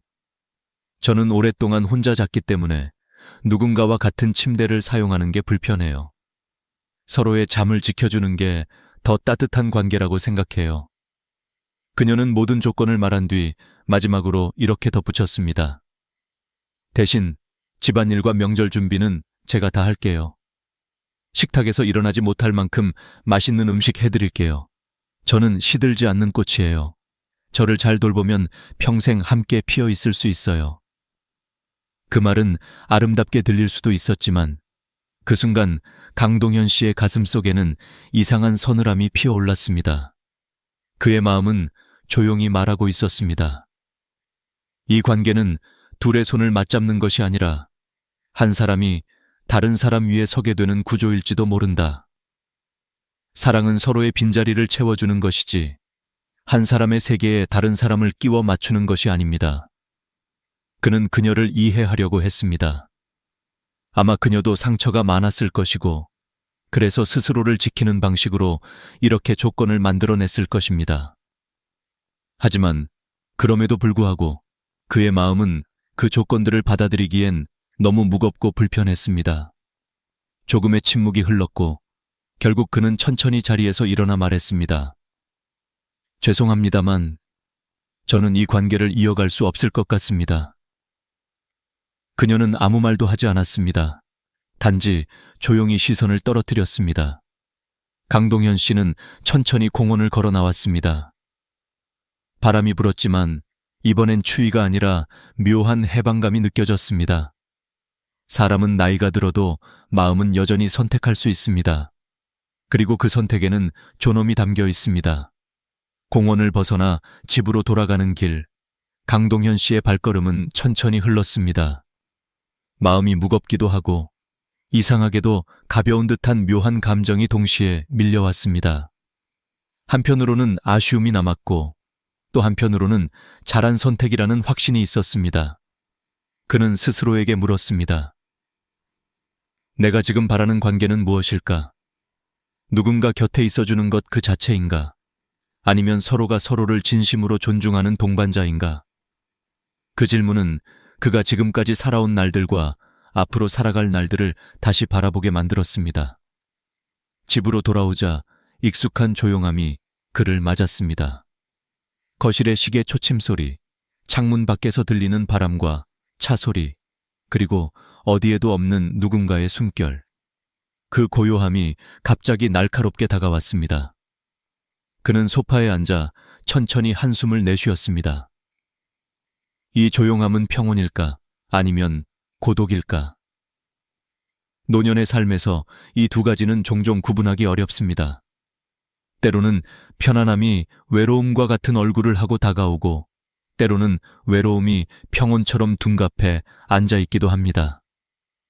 그는 차를 하나 끓이고 창가에 앉았습니다. 무엇이 잘못되었는지 생각해 보려 했지만 사실 잘못된 것은 아무것도 없었습니다. 단지 서로의 기대가 너무 달랐을 뿐입니다. 최혜진 씨는 오랜 상처 속에서 스스로를 보호하기 위해 조건을 만들었고, 그 조건은 그녀가 세상을 믿는 방식이었습니다. 그녀가 제시한 조건은 어쩌면 그녀가 살아남기 위해 만들어낸 작은 성이었을지도 모릅니다. 강하게 보였지만 그건 역시 외로움에서 비롯된 것이었습니다. 강동현 씨는 그녀가 떠올랐습니다. 처음 등장했을 때의 밝은 표정, 손을 잡으며 집으로 가자고 말하던 순간의 설렘, 그리고 4가지 조건을 말할 때의 단단한 눈빛. 그 속에는 누군가를 다시 믿고 싶지만 믿기 두려워하는 사람이 분명 존재했습니다. 한 번이 아니라 여러 번 마음이 다친 사람만이 가질 수 있는 눈빛이었습니다. 강동현 씨는 그 사실을 외면할 만큼 차갑지 않았습니다. 그러나 그것을 감싸 안을 만큼 자신을 희생하고 싶지도 않았습니다. 젊을 때는 상대의 상처를 내 것이었던 것처럼 품고 살아가는 것이 사랑이라고 믿었습니다. 하지만 나이가 들면 깨닫게 됩니다. 누군가의 상처를 치유하는 과정은 때로는 사랑이 아니며 서로의 삶을 잠식할 수도 있다는 것을. 노년의 사랑은 서로의 상처를 지우려는 것이 아니라 이미 남아있는 상처를 부드럽게 이해하는 것입니다. 그러나 그 과정은 강요되어서는 안 됩니다. 자연스럽게 스며드는 것이어야 의미가 있습니다. 그는 자신의 외로움도 생각해 보았습니다. 아내가 떠난 후 너무 많은 밤을 혼자 보냈습니다. TV를 켜놓은 채 잠드는 날도 많았고 라디오 목소리에 기대어 하루를 마무리할 때도 많았습니다. 하지만 그 외로움은 단지 누군가가 곁에 없어서 생기는 것이 아니라 마음을 이해받지 못할 때 깊어지는 것이었습니다. 그러니 누군가 옆에 있다고 해서 그 외로움이 사라지는 것은 아닙니다. 오히려 불편한 관계는 외로움보다 더 큰 짐이 되는 법입니다. 조용한 집안에서 그는 마음속 깊은 곳에서 차분히 스스로에게 답을 내렸습니다. 나는 지금 남은 시간을 편안하게 살고 싶다. 억지로 사랑을 붙잡는 것이 아니라 자연스럽게 스며드는 온기를 기다리고 싶다. 그는 테이블 위에 놓여있던 오래된 사진 앨범을 천천히 펼쳤습니다. 젊은 시절 아내와 함께 여행을 갔던 사진들, 아이가 처음 걷던 날의 사진, 가족이 함께 웃던 식탁 위의 사진들. 사진 속에 그는 항상 누군가와 함께였고 그 표정에는 책임과 무게가 담겨 있었습니다. 그러나 지금의 그는 조금 다르다. 책임이 아니라 온기를 원한다. 누군가의 삶을 지켜주거나 이끌어주는 것이 아니라 그저 나란히 걷고 싶을 뿐이다. 그는 아주 조용히 미소를 지었습니다. 사람은 평생 동안 수많은 관계를 만납니다. 어떤 관계는 스쳐 지나가고 어떤 관계는 단단히 남습니다. 하지만 노년의 관계는 다릅니다. 이 시기의 관계는 계산이 아닌 진심으로 선택해야 합니다. 억지로 시작된 인연은 결국 마음의 짐이 되고 적당히 타협한 사랑은 결국 외로움을 더 깊게 만듭니다. 강동현 씨는 알았습니다. 이별은 때로는 도망이 아니라 선택이다. 그리고 그 선택에는 스스로를 지키는 용기가 담겨 있습니다. 그는 천천히 창문을 열었습니다. 차가운 바람이 들어왔습니다. 하지만 이번 바람은 쓸쓸하지 않았습니다. 어쩌면 새로운 계절이 오고 있는지도 모릅니다. 그날 이후 며칠 동안 강동현 씨는 자신이 한 선택을 곱씹으며 조용히 일상을 이어갔습니다. 아침이면 여느 때처럼 따뜻한 물로 씻고 차 한 잔을 내린 뒤 창가에 앉아 거리를 내려다보았습니다. 출근길 사람들은 빠르게 지나가고 아이들은 등교버스를 향해 뛰어가고 가끔 공원에서는 노부부가 서로 팔짱을 끼고 천천히 걸었습니다. 그 모습을 보며 그는 가만히 생각했습니다. 저 나이에도 서로를 바라볼 수 있는 사람, 그런 인연이 가능할까? 그러나 곧 마음속에서 조용한 대답이 들렸습니다. 가능은 하다. 하지만 서두르면 안 된다. 사람과 사람이 만나 서로에게 기대어 살아간다는 것은 결코 가벼운 일이 아닙니다. 특히 노년의 관계는 더 그렇습니다. 젊은 시절에는 사랑이 설렘과 열정으로 시작되지만 나이가 들면 사랑은 안정과 이해로 완성됩니다. 서로의 상처, 살아온 시간, 기억, 습관까지 함께 받아들여야 합니다. 그러나 그 받아들임이 희생이 되어서는 안 됩니다. 상대를 바꾸려 하지 않고 나를 잃어버리지 않는 사이의 균형. 그것이 노년의 사랑이 가진 무게이자 가치입니다. 며칠 뒤 아파트 관리인이 다시 강동현 씨를 보자 조심스럽게 물었습니다. 그날 잘 안 되셨죠? 강동현 씨는 웃으며 고개를 끄덕였습니다. 예, 서로 원하는 게 너무 달랐습니다. 관리인은 아쉬운 듯 고개를 저었습니다. 그래도 혼자 지내시면 너무 외롭지 않으세요? 그는 잠시 하늘을 올려다보며 답했습니다. 외롭죠. 하지만 외로워도 평온할 수 있습니다. 서로가 서로를 힘들게 하는 관계라면 그건 외로움보다 더 고된 겁니다. 사실 그의 대답에는 수십 년의 경험에서 나온 깨달음이 담겨 있었습니다. 아내가 병으로 힘들어하던 시절 그는 밤마다 병원 의자에서 잠들곤 했습니다. 서로에게 의지가 되었지만 때로는 서로가 서로를 버틸 수 없을 만큼 지쳐 있었습니다. 그때 그는 깨달았습니다. 사랑이란 서로를 붙잡는 것이 아니라 함께 버텨주는 것이라는 것을. 억지로 유지되는 관계는 결국 서로를 무너뜨릴 뿐이었습니다. 그는 공원에 나갔습니다. 벤치에 앉아 천천히 사람들을 바라보고 바람, 햇빛, 지나가는 구름을 느꼈습니다. 그 사이 어딘가에서 깊은 고독과도 화해하는 시간이 찾아왔습니다. 고독을 무조건 피해야 하는 것이 아니라 때로는 고독과 함께 걸어가야 하는 시기가 있다는 것을 그는 알고 있었습니다. 그러나 외로움도 결국 사람을 사람에게 향하게 만듭니다. 그날 오후 그는 우연히 노인복지관에서 진행하는 소모임 안내문을 보게 되었습니다. 노년 독서 모임, 삶을 나누는 시간. 그 문구를 보는 순간 마음속 어딘가에서 조용한 무언가가 울렸습니다. 누군가를 억지로 찾거나 조건을 맞추는 대신 자연스럽게 이야기를 나눌 수 있는 자리. 그것은 억지 인연이 아니라 흐름 속에서 피어나는 인연일지 모릅니다. 모임 첫날, 그는 조용한 목소리로 자기소개를 했습니다. 65세 강동현입니다. 그냥 함께 이야기할 수 있는 사람들이 필요해서 왔습니다. 모임에 있던 사람들은 반갑게 웃으며 그를 맞았습니다. 누군가는 이런 말을 했습니다. 이 나이에 친구를 만든다는 건 참 어려운 일인데 이렇게 모였다는 것 자체가 참 소중하지 않나요?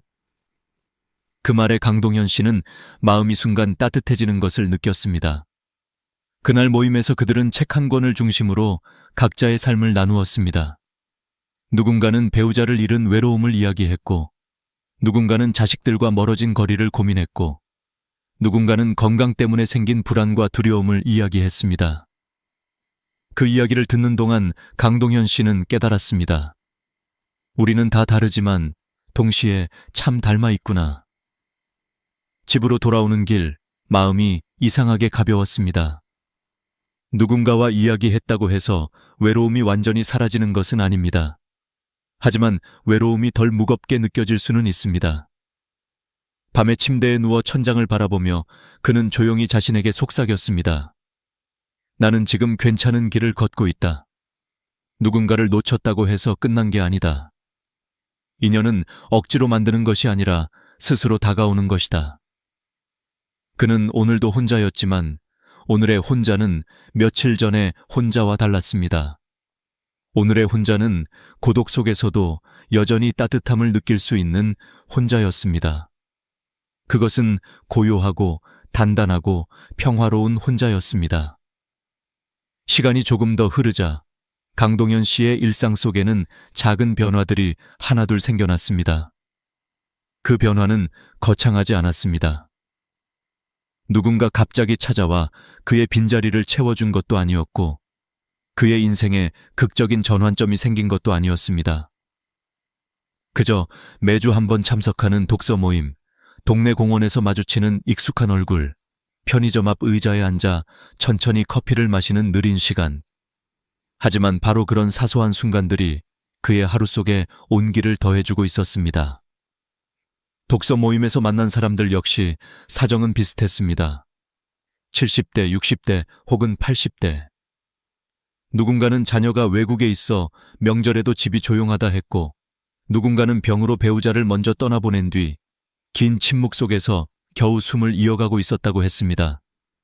이 모임은 책을 읽고 내용을 토론하는 장소이기도 했지만 사실은 서로가 서로의 이야기를 들어주는 자리였습니다. 어느 날 모임에서 한 할머니가 조용히 말했습니다. 사람이 나이를 먹는다는 건 이제 내 이야기를 들어줄 사람이 줄어든다는 거더라고요.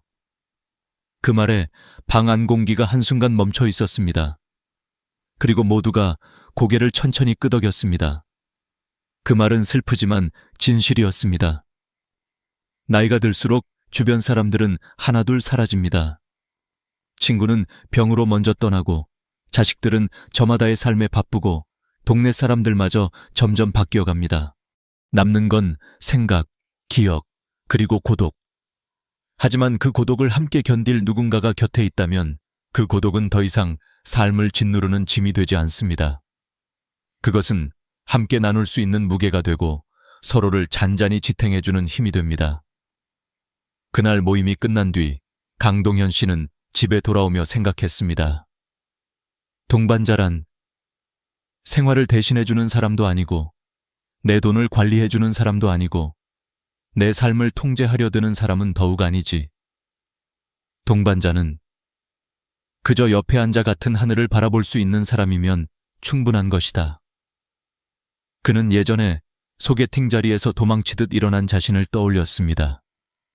그때는 당황과 실망이 컸지만 시간이 지난 지금 그는 차분하게 깨달았습니다.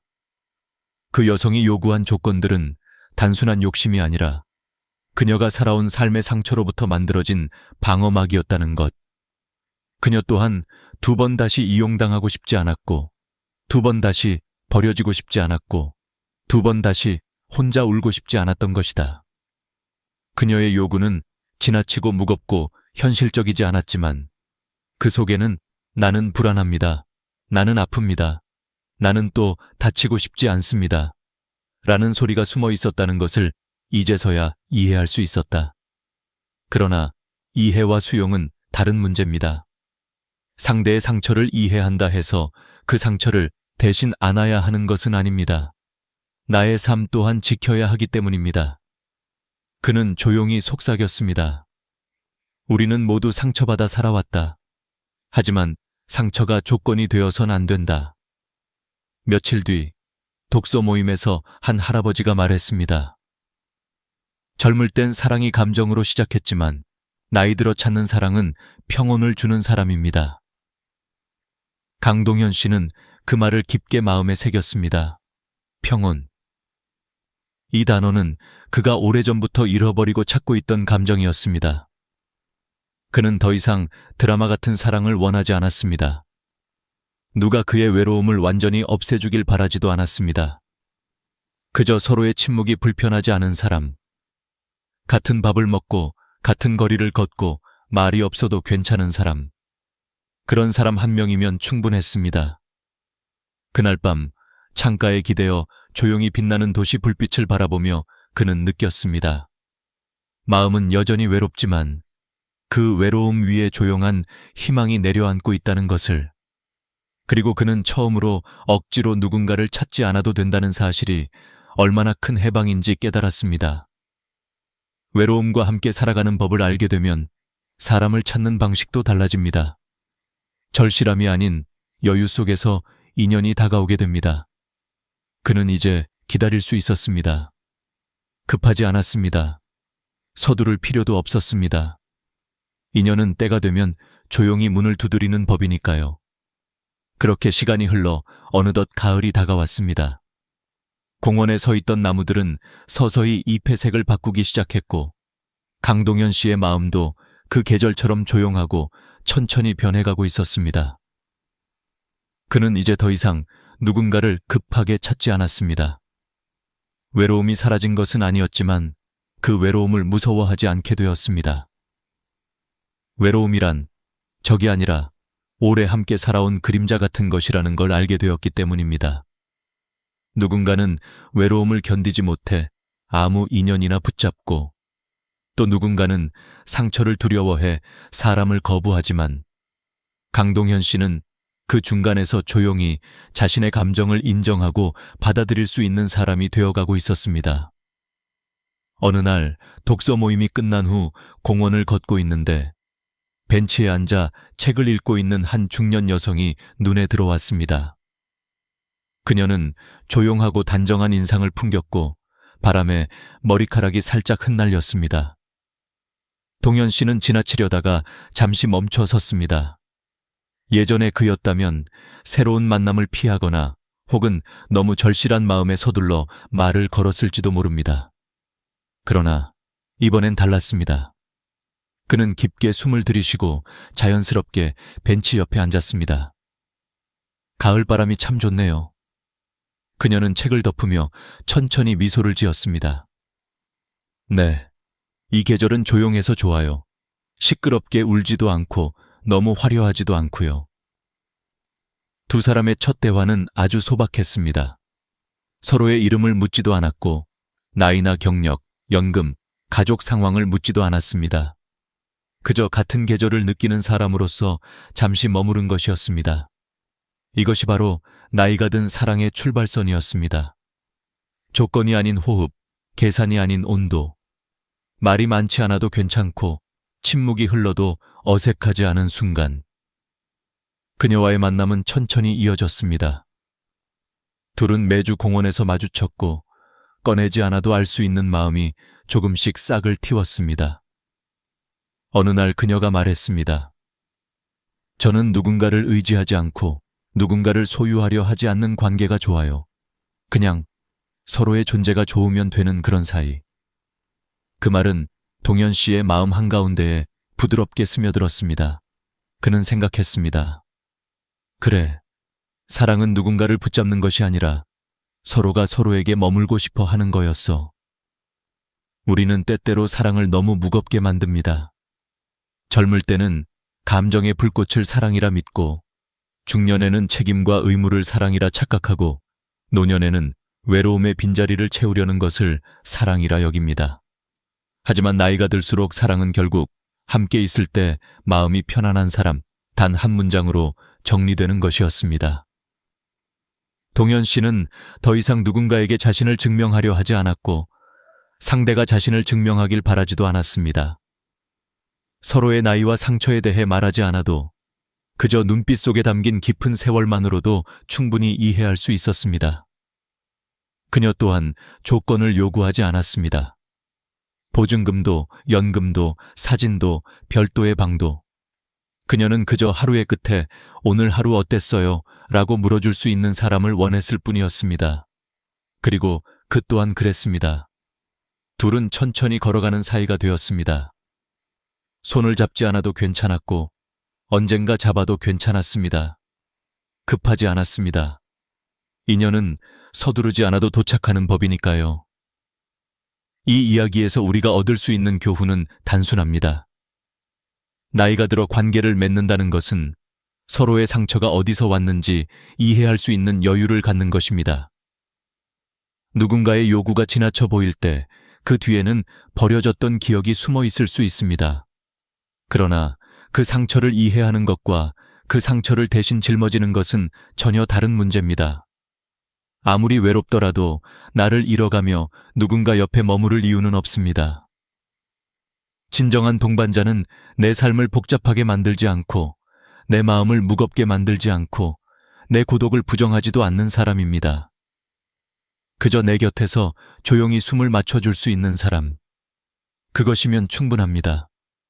만약 지금 외로운 시간을 견디고 계신다면 그것은 실패가 아니라 준비입니다.